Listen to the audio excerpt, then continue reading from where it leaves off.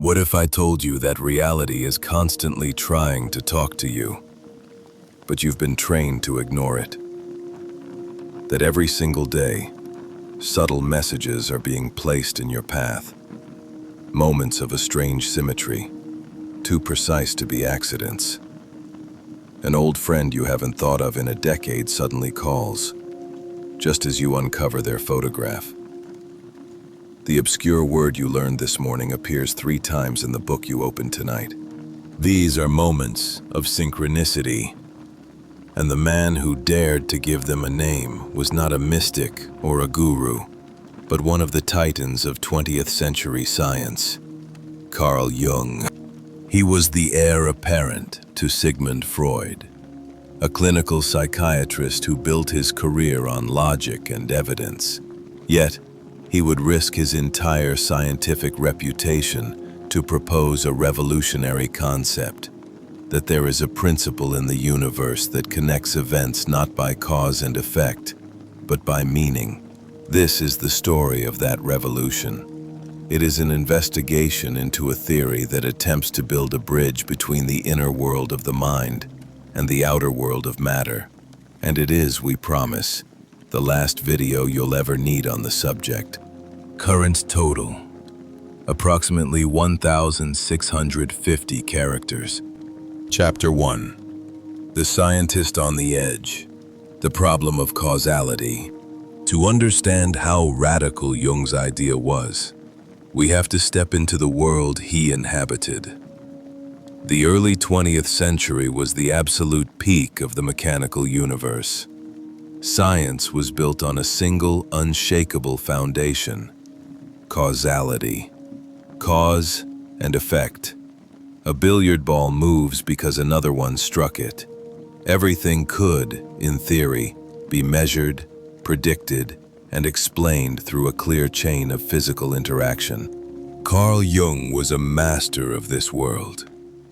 As the founder of analytical psychology, he spent thousands of hours in the quiet stillness of his consulting room, listening to the deepest secrets of the human soul. Dreams, fantasies, myths, and delusions.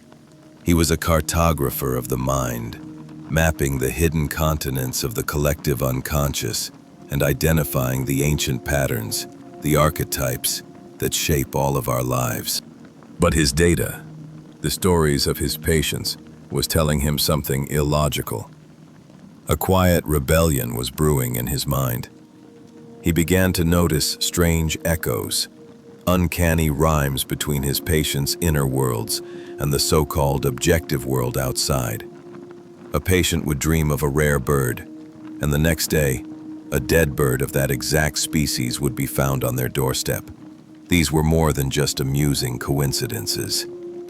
They seemed to happen at moments of profound psychological breakthrough, as if the universe itself were conspiring to underline a vital piece of insight. For a man of science, this was deeply unsettling.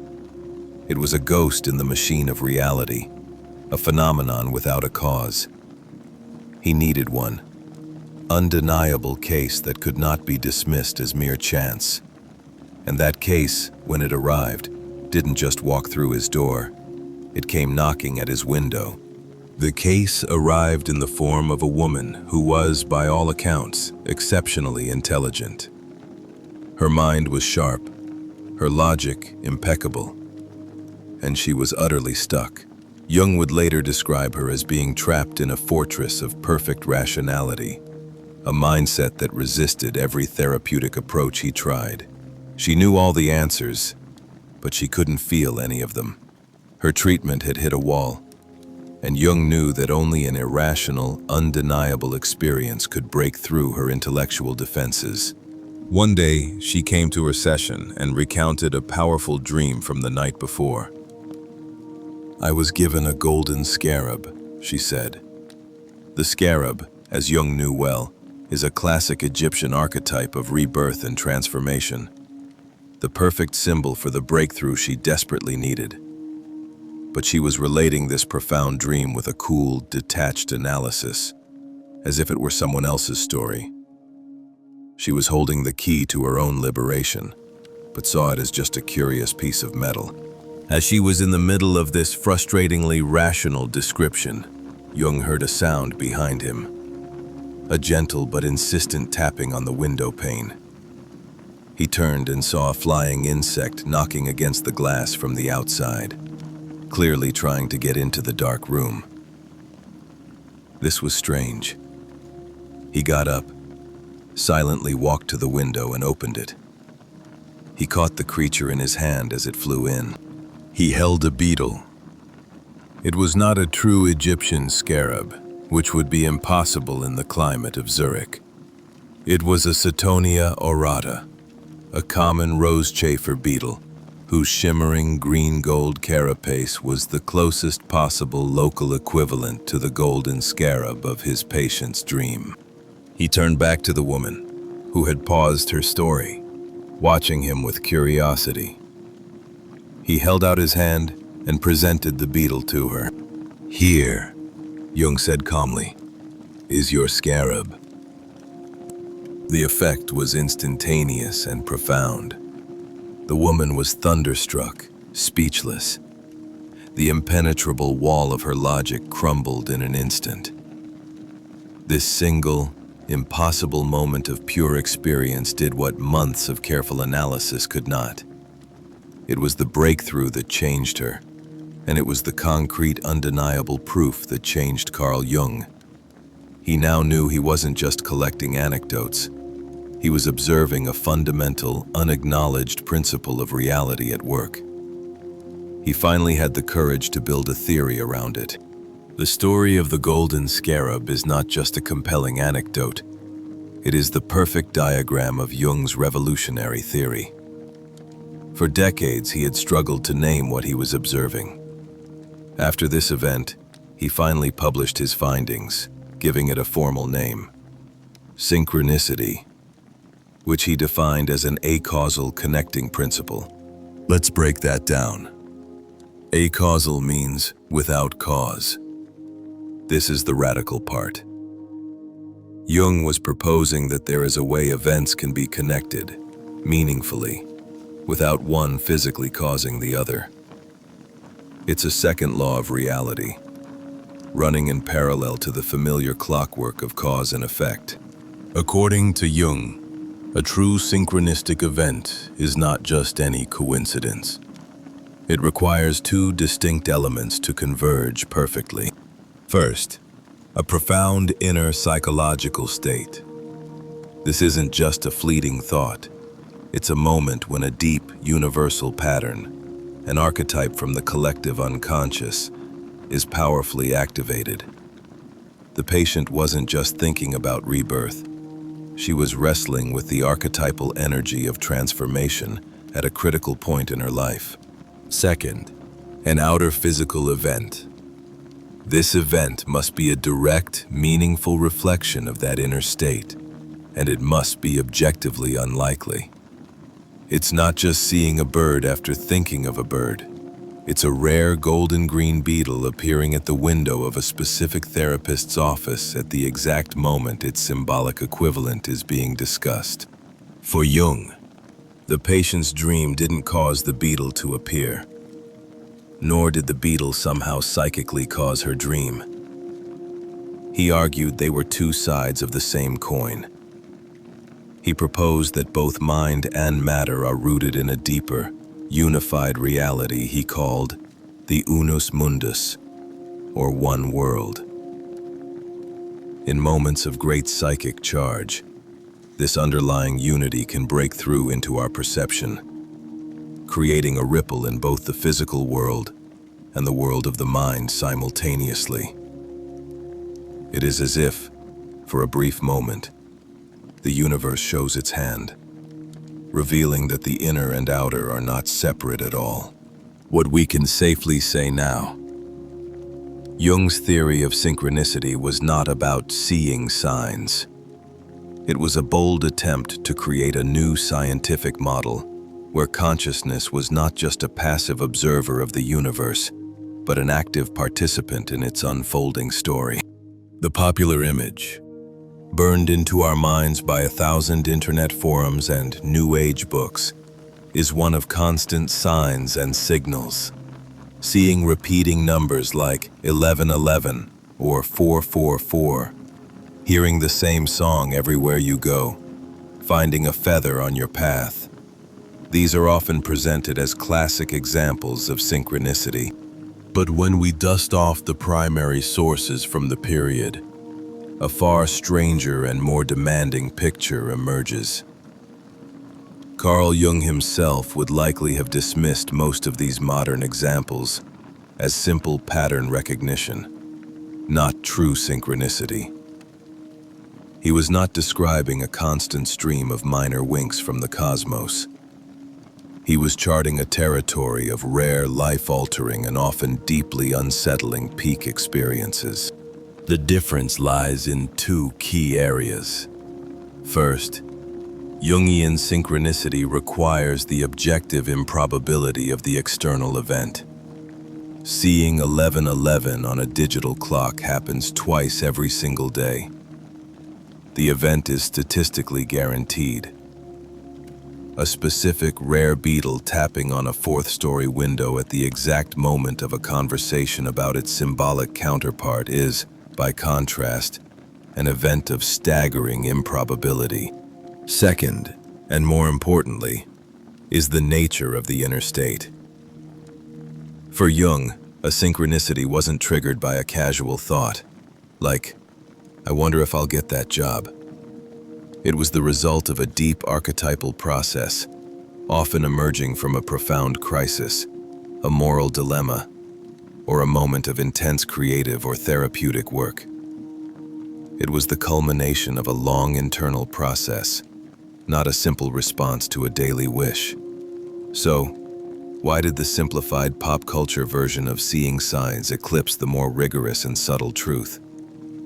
The answer lies in the profound human need for meaning, and our brain's relentless and sometimes deceptive quest to find it. What we can safely say now: true Jungian synchronicity is not about the quantity of signs you can find, but about the profound, transformative quality of a single, highly improbable, meaningful coincidence.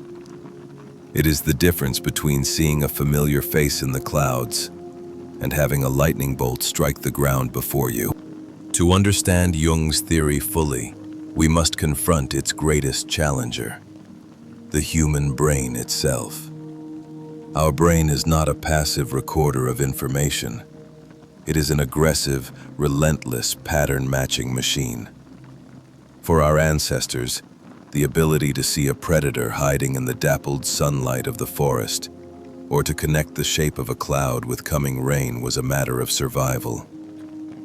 We are the descendants of those who were best at finding patterns, even when they weren't really there.